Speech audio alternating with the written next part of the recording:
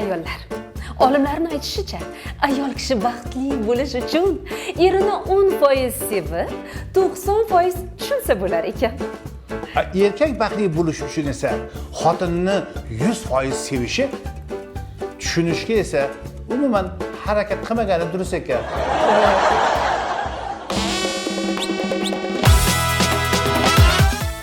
Aytishlaricha, erkak kishi maymundan sal chiroyliroq bo'lsa, chiroyli hisoblanar ekan. Ayol kishi esa maymundan salgina aqlliroq bo'lsa, aqlli hisoblanar ekan.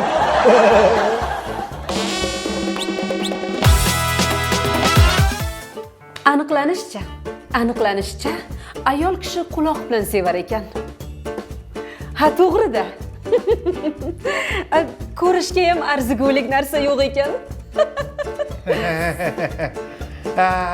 Aniqlanishicha, erkaklar ko'z bilan yaxshi ko'rar ekan, chunki eshitishga arzigulik hech baho yo'q-da.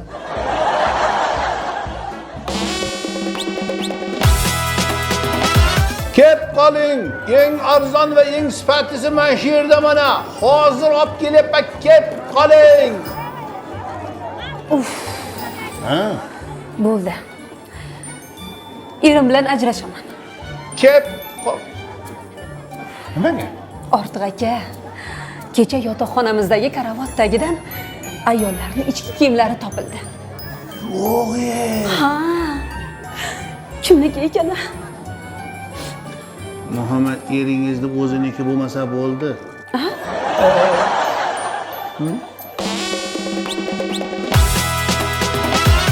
Kep qoling. Sotaman-u ketaman. Sizni hech tushunmayman-da, Ortiq aka. Xotiningizni ko'rishga ko'zingiz yo'q. Lekin qaynonangizni joningizdan ortiq ko'rasiz-a? To'yimizga aynan mana shu qaynonam qarshi bo'lgan.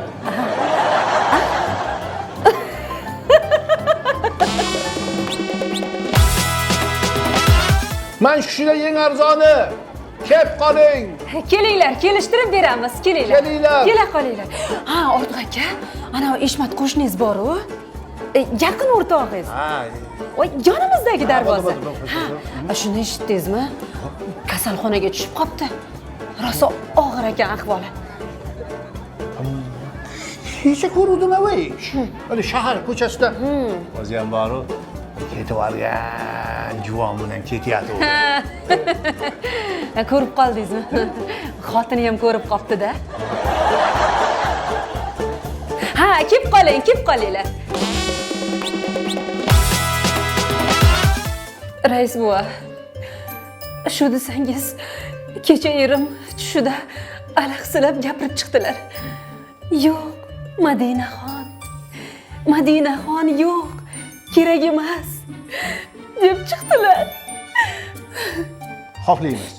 Voy, nega? Meni ismim Go'zal-ku. Xoflaymiz. Yo'q deyapti-yu. Xoflaymiz.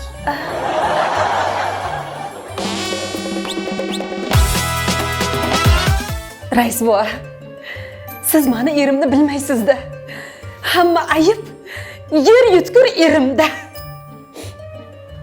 Singlim, g'unajin xat qilmasa, buqa rasxot qilmaydi.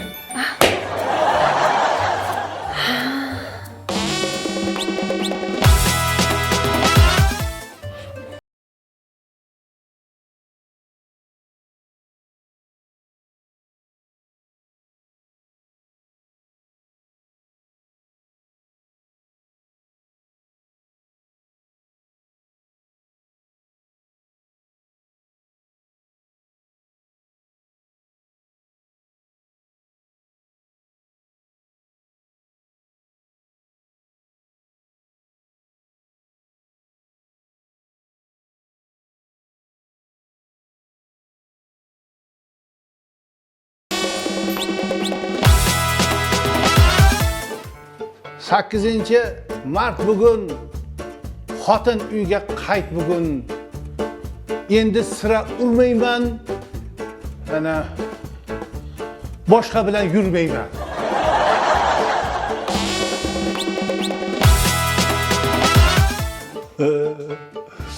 hayotingizda talaffuz qilishni xohlaysizmi? Unda maktabga boring.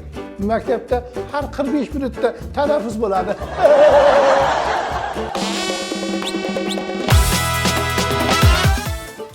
Uchrashuvga kelmagan qiz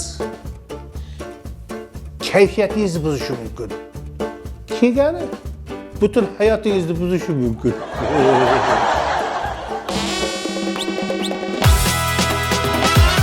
Sir bo'lmasa, nimaga haligacha turmushga chiqmay yuribsiz?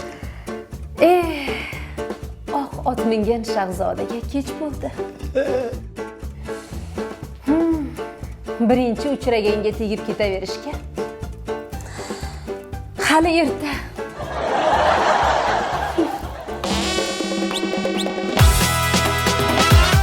Voy haqiqat deysiz. Qani o'sha haqiqat? Menga ko'rsatinglar. Qani haqiqat? Qani? Endi men qaydaligini aytardim-u, haqiqatda bir ginekolog do'stim bor. U yerda ham haqiqat yo'q deydi.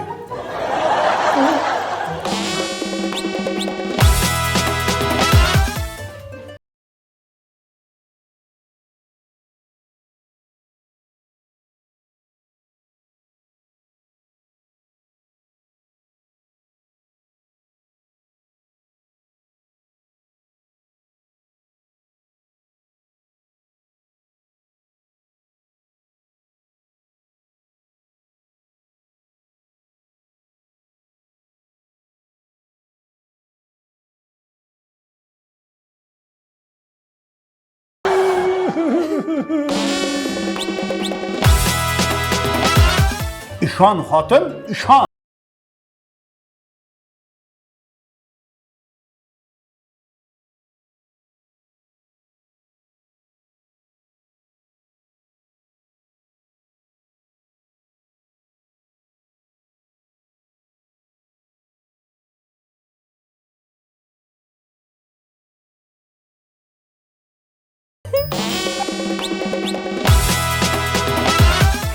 Dadasi, esingizdami?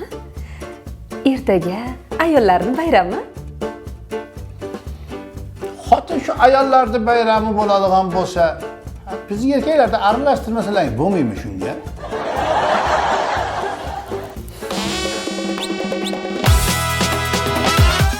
Dadasi, ertaga bayramga nima surpriz bor? Endi xotin, jonimni beraman desam, berib bo'lganman. Jonni berib bo'lganman xotin senga. Shoshma, surpriz qilamiz. Xohlagan narsangni tanla, faqat sharti bor. Xo'sh. Tanlagan narsang J harfi bilan boshlansin. Bo'ldimi? Unda dadasi. Jillo uzik brillianti bilan. Xo'sh.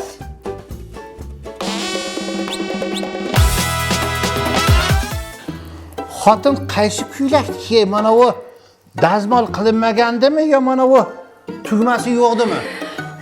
Voy dod! Men ham shuni aytaman-da.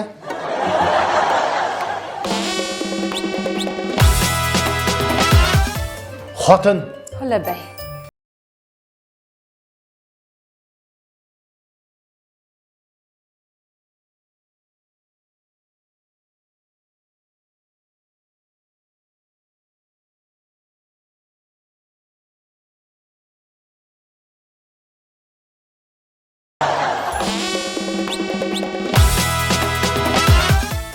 Dadasi.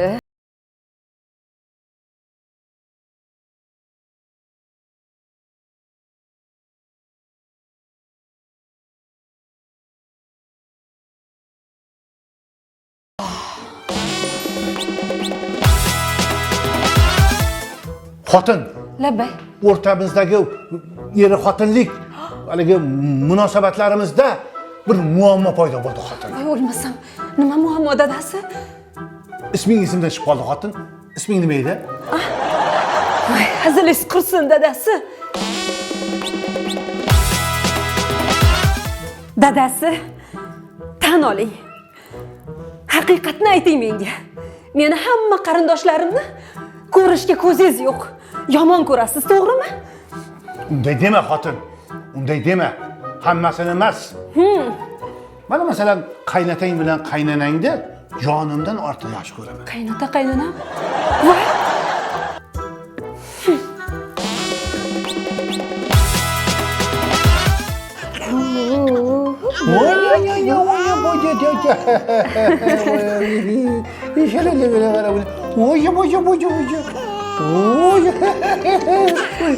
Yıkavaya oğlumu bulandı. Yo'q. O'ng tomondagisi o'g'il. Chap tomondagisi qovun. Bo'ldi, bolam yig'lama.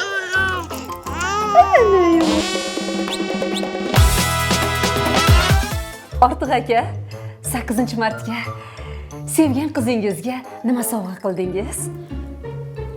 Ozodlik.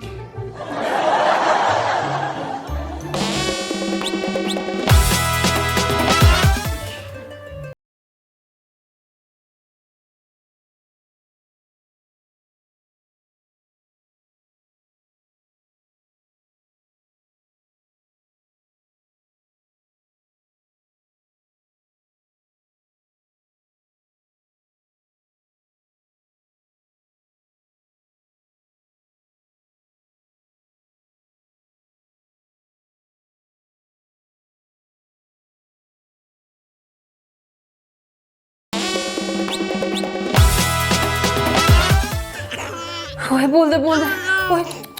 Voy, salim mani. Bo'ldi, yig'lamagan. Bo'ldi, jonim. Bo'ldi. Dadasi.